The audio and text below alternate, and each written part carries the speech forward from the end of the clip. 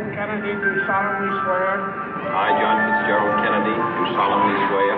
That you will faithfully execute the office of President of the United States. That I will faithfully execute the office of President of the United States. And will, to the best of your ability. And will, to the best of my ability. Preserve, protect, and defend the Constitution of the United States. Preserve, protect, and defend the Constitution of the United States. So help you God. So help me God.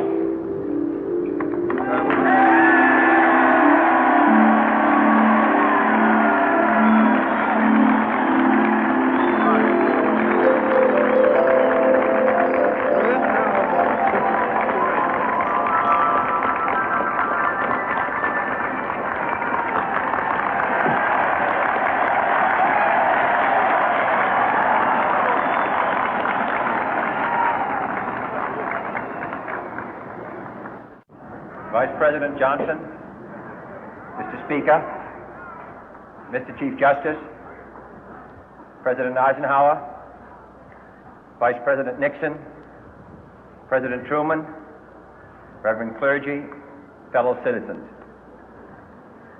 We observe today not a victory of party, but a celebration of freedom, symbolizing an end as well as a beginning, signifying renewal as well as change.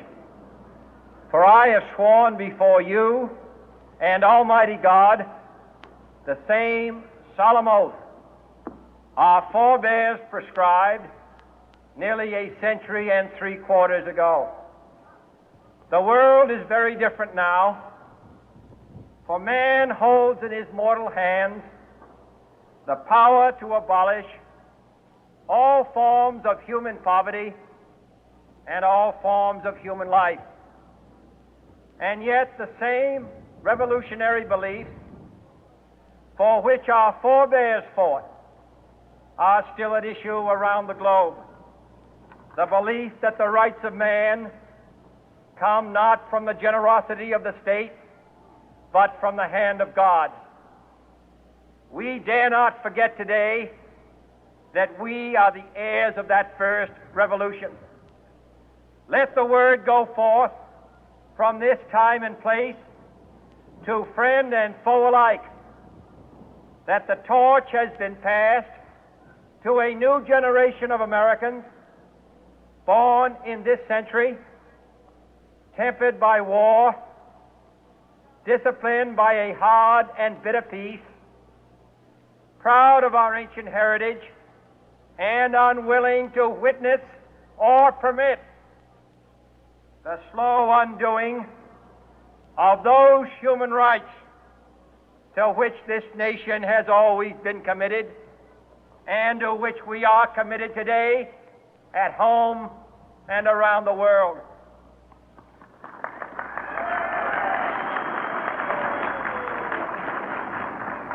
Let every nation know, whether it wishes us well or ill, that we shall pay any price, bear any burden, meet any hardship, support any friend, oppose any foe to assure the survival and the success of liberty.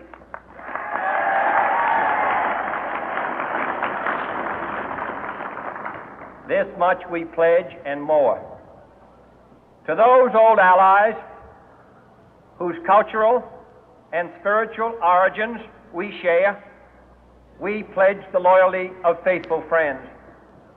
United, there is little we cannot do in a host of cooperative ventures.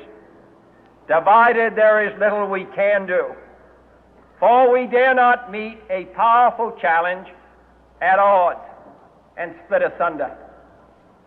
To those new states whom we welcome to the ranks of the free, we pledge our word that one form of colonial control shall not have passed away merely to be replaced by a far more iron tyranny.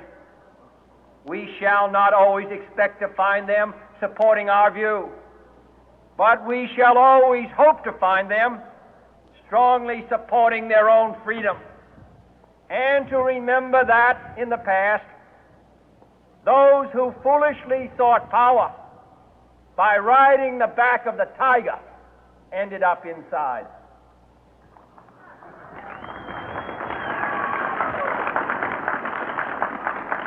To those people in the huts and villages of half the globe struggling to break the bonds of mass misery, we pledge our best efforts to help them help themselves for whatever period is required, not because the communists may be doing it, not because we seek their votes, but because it is right.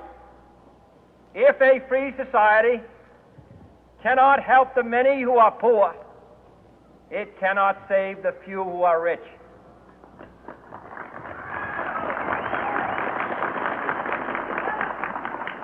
To our sister republics south of our border, we offer a special pledge to convert our good words into good deeds, in a new alliance for progress, to assist free men and free governments in casting off the chains of poverty. But this peaceful revolution of hope cannot become the prey of hostile powers. Let all our neighbors know that we shall join with them to oppose aggression or subversion anywhere in the Americas. And let every other power know that this hemisphere intends to remain the master of its own house.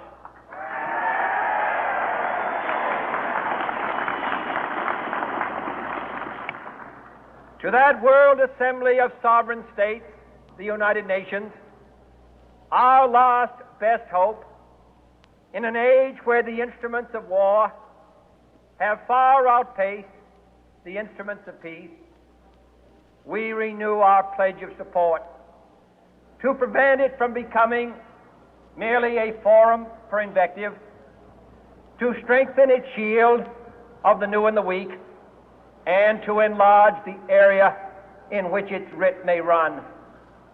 Finally, to those nations who would make themselves our adversary, we offer not a pledge, but a request that both sides begin anew the quest for peace. Before the dark powers of destruction, unleashed by science, engulf all humanity in planned or accidental self-destruction, we dare not tempt them with weakness, for only when our arms are sufficient beyond doubt can we be certain beyond doubt that they will never be employed. But neither can two great and powerful groups of nations take comfort from our present course, both sides overburdened by the cost of modern weapons, both rightly alarmed by the steady spread of the deadly atom, yet both racing to alter that uncertain balance of terror that stays the hand of mankind's final war. So let us begin anew, remembering on both sides that civility is not a sign of weakness, and sincerity is always subject to proof. Let us never negotiate out of fear, but let us never fear to negotiate.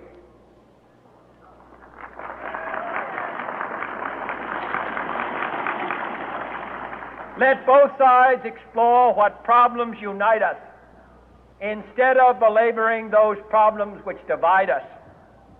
Let both sides, for the first time, formulate serious and precise proposals for the inspection and control of arms, and bring the absolute power to destroy other nations under the absolute control of all nations.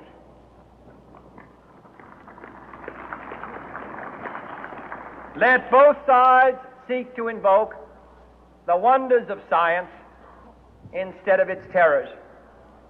Together, let us explore the stars, conquer the deserts, eradicate disease, tap the ocean depth and encourage the arts and commerce.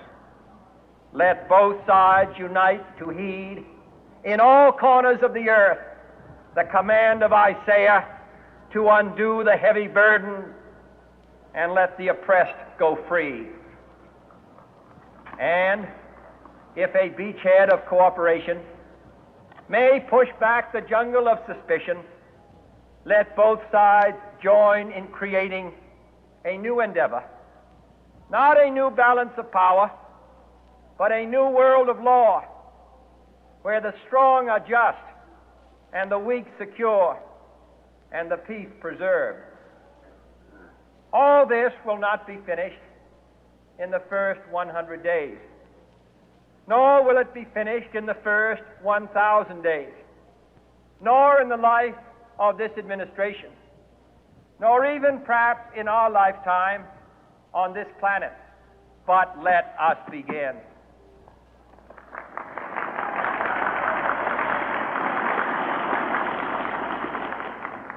In your hands, my fellow citizens, more than mine, will rest the final success or failure of our course.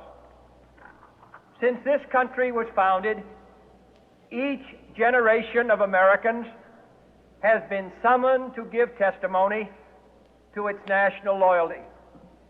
The graves of young Americans who answered the call to service surround the globe. Now the trumpet summons us again, not as a call to bear arms, though arms we need, not as a call to battle, though in battle we are, but a call to bear the burden of a long twilight struggle, year in and year out, rejoicing in hope, patient in tribulation, a struggle against the common enemies of man, tyranny, poverty, disease, and war itself. Can we forge against these enemies a grand and global alliance, north and south, east and west, that can assure a more fruitful life for all mankind? Will you join in that historic effort?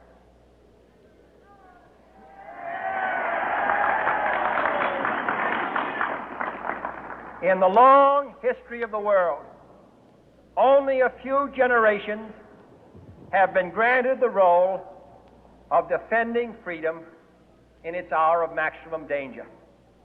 I do not shrink from this responsibility. I welcome it.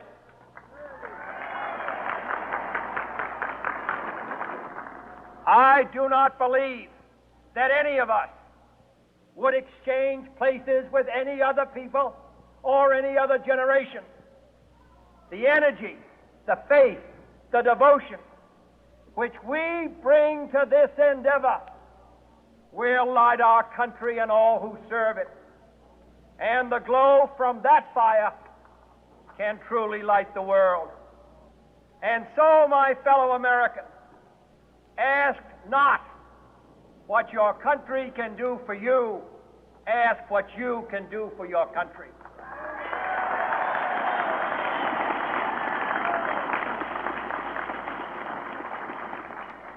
My fellow citizens of the world, ask not what America will do for you, but what together we can do for the freedom of man.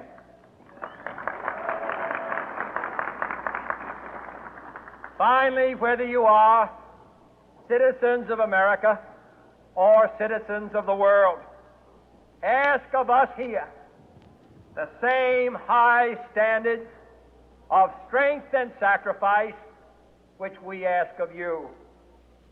With a good conscience, our only sure reward, with history the final judge of our deeds, let us go forth to lead the land we love, asking His blessing and His help, but knowing that here on earth God's work must truly be our own.